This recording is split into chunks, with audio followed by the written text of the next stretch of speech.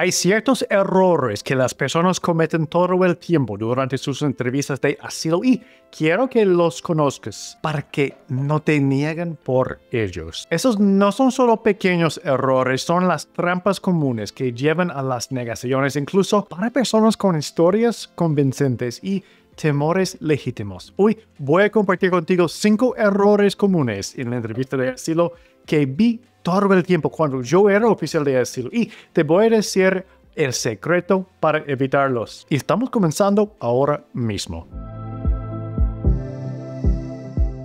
Soy Brian Manning y solía ser oficial de asilo del gobierno, pero ahora como abogado de asilo ayudo a inmigrantes en todo el país a asegurar su futuro en Estados Unidos a través del asilo. Déjame saber en los comentarios si tienes un caso de asilo pendiente o estás considerando solicitarle. Y bueno, me gustaría especialmente saber de ti si has estado esperando una entrevista de asilo durante varios años. Cuéntame, ¿cuánto tiempo has estado esperando? La entrevista de asilo es el momento más crítico en tu viaje hacia la seguridad en Estados Unidos. Es donde tu historia es escuchada, tu credibilidad es puesta a prueba y tu futuro es decidido. Es, sin duda, increíblemente de alto riesgo. Sí, lo que dices en tu solicitud, la evidencia que proporcionas y el escrito legal que tu abogado de asilo redacta para ti son todos importantes. Sin embargo, no se acercan a la importancia de tu desempeño en la entrevista para tu resultado. Cómo te desempeñas en tu entrevista de asilo es con mucho el factor más importante en todo tu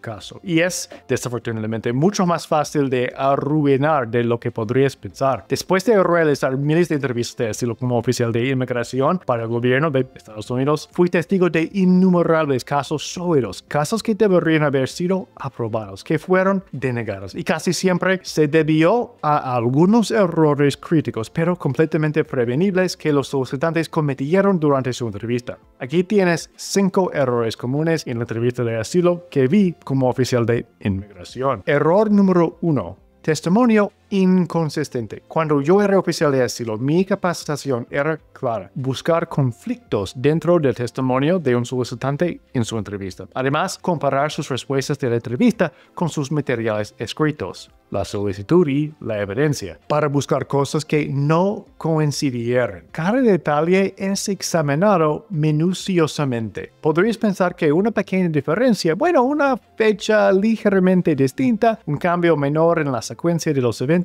es insignificante. Podrías pensar, oye, es solo un pequeño detalle, no importará. Pero te puedo decir, desde el lado del escritorio del oficial, que esas pequeñas diferencias levantan importantes banderas rojas sobre tu credibilidad. Mira, saltarán cualquier inconsistencia o incluso cualquier inconsistencia percibida, por mínima que sea, para cuestionar toda tu historia. A los oficiales de asilo les encanta usar la excusa de credibilidad para denegar casos y justifiquen esta determinación basándose en supuestas inconsistencias en tu historia. La solución al testimonio inconsistente es una preparación y revisión meticulosas. Debes revisar a fondo todos tus documentos presentados, tu solicitud, declaración y cualquier evidencia hasta que conozcas cada detalle al derecho y al revés. Esta práctica te ayuda a recordar la información con precisión bajo presión. Por ejemplo, si tu declaración indica que fuiste amanezado en una fecha específica, asegúrate de indicar esa fecha exacta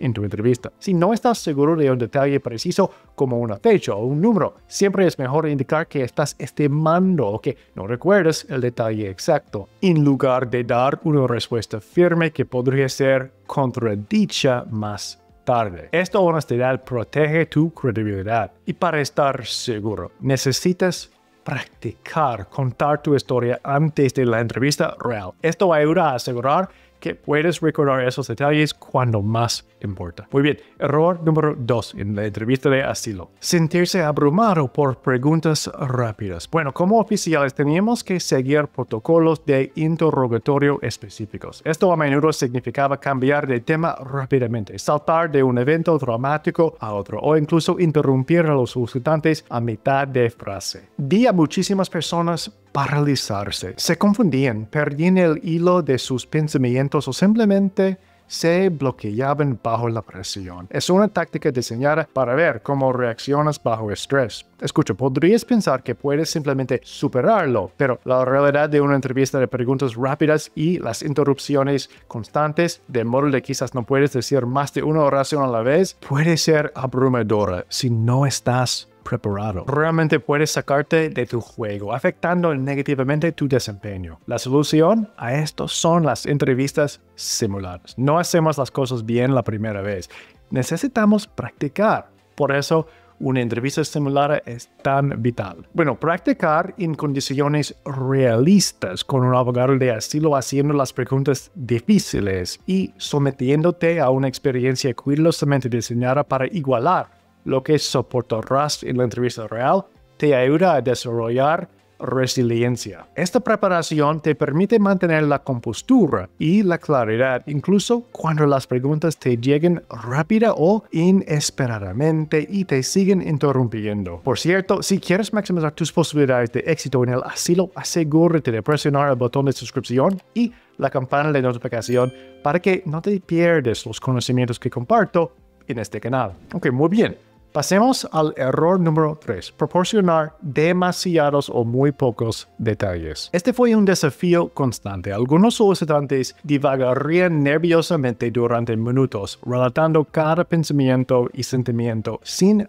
responder nunca a mi pregunta. Estarían tan ansiosos por contar su historia que perderían el enfoque. Y bueno, otros darían respuestas de una sola palabra que no me decían prácticamente nada. Sí, no, o algo tan vago como me atacaron, y luego negarse a simplemente ser incapaces de proporcionar detalles cuando los presionaba. Ninguno de los enfoques ayudaba a su caso. De hecho, ambos me dificultaban increíblemente como oficial comprender el alcance completo de su persecución y cómo se conectaba con los requisitos legales para el asilo. ¿Podrías asumir que más detalles siempre es mejor o que la brevedad muestra confianza? Pero la verdad es que hay un punto óptimo y no alcanzarlo puede dañar tu caso. Tienes que saber qué nivel de detalle proporcionar. Tienes que saber cómo articular tu historia de una manera que sea concisa, pero que le dé al oficial la información que necesita para ver que cumples con todos los requisitos de elegibilidad para el asilo. Esto es algo en lo que necesitas trabajar intensivamente con tu abogado de asilo. Y sí, necesitas practicarlo en el contexto de una entrevista simulada. Muy bien, error número 4 en la entrevista de asilo, mostrar ansiedad o actitud defensiva visible. Mire, es natural sentirse nervioso durante una entrevista tan importante. Cualquiera lo estaría, ¿cierto? Pero la ansiedad excesiva, temblar, evitar el contacto visual o ponerse a la defensiva cuando se le desafía, me hacía cuestionar si alguien estaba diciendo la verdad. Podrías pensar que tu nerviosismo es comprensible y lo es, pero para un oficial que busca razones para denegar, puede ser mal interpretado como un signo de engaño. Esta es una de esas señales sutiles que pueden tener un gran impacto. La solución para manejar la ansiedad y la actitud defensa es, de nuevo, la práctica y la preparación mental. Participar en entrevistas simuladas te ayuda a prepararte para la presión del entorno de la entrevista real. Te permite practicar mantener el contacto visual, hablar con claridad y controlar tu lenguaje corporal. Te ayuda a mantener la calma y la compostura, proyectando confianza y honestidad, en lugar de ansiedad que podría ser malinterpretada como engaño. Y bueno, finalmente, error número 5. No entender los estándares legales. Esta es quizás la mayor idea errónea. Muchos solicitantes me contaban su historia, a menudo una historia profundamente convincente y trágica, sin conectarla con los requisitos legales específicos para el asilo. Asumían que yo, el oficial, haría esas conexiones por mi cuenta. Pensarían, mi historia es tan clara, cualquiera vería que merezco asilo. Pero la realidad es que los oficiales necesitan justificar una aprobación a sus supervisores. Necesitan hechos específicos presentados de una manera que se alinee con la ley. Tu historia, por muy verdadera que sea, no ganará tu caso si no se presenta dentro del marco legal. Una comprensión superficial o una acción pasiva son insuficientes sin una visión más profunda o una ejecución adecuada. Y no todos los oficiales son hábiles para solicitar testimonios que les permiten justificar una aprobación. Tú tienes que asumir la responsabilidad de esto. Necesitas saber qué necesita ver el oficial en tu caso para poder aprobarlo. Y tienes que encontrar una manera de hacerlo a través de un testimonio cuidadosamente elaborado. La solución aquí es aprender activamente y aplicar los estándares legales a tu narrativa. Esto incluye, entre muchos otros aspectos de un caso de asilo, comprender los motivos protegidos, raza, religión, nacionalidad, opinión política o membresía en un grupo social particular y cómo tus experiencias se relacionan directamente con ellos. Y a veces no es tan obvio. Los perseguidores podrían no decirlo explícitamente. Bueno, como voy a atacarte por tu religión. Mira, tienes que saber cómo identificar y luego relacionar los hechos y circunstancias que muestran la motivación detrás del daño. Pero bueno, esto es solo un ejemplo. Tienes que proporcionar testimonio relevante para todos los requisitos de elegibilidad para el asilo. Como puedes ver, hay mucho que puede salir mal en tu entrevista de asilo. La buena noticia, cada uno de estos errores es prevenible. Escucha, cuando era oficial de asilo, podía darme cuenta inmediatamente de que solicitantes habían sido preparados profesionalmente por un abogado de asilo que realmente sabía lo que hacía. Estas eran las personas que obtenían la aprobación. Sabían cómo mantenerse consistentes, mantener la calma bajo la presión, proporcionar detalles apropiados, proyectar confianza y enmarcar sus experiencias dentro de los requisitos legales para el asilo. Por eso desarrollé nuestra experiencia de entrevista de asilo simulada, cuando nuestros clientes practiquen en condiciones realistas, con el abogado de asilo haciendo las preguntas difíciles, sometiendo al cliente a una experiencia cuidadosamente diseñada para igualar lo que soportará en la entrevista real. Bueno, aprenden a evitar esas trampas comunes. Damos retroalimentación, explicando exactamente cómo puedes mejorar y contar tu historia de una manera clara e impactante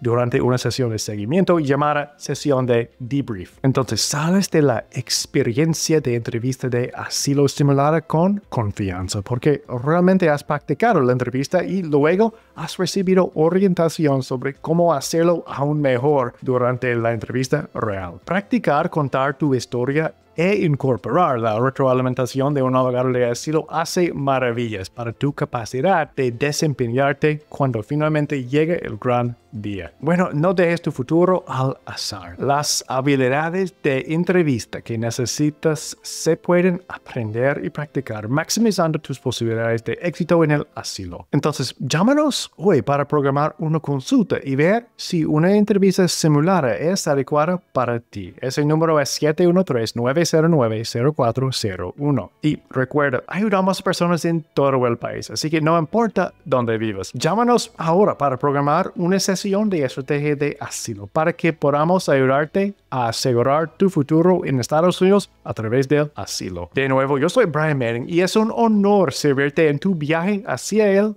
asilo.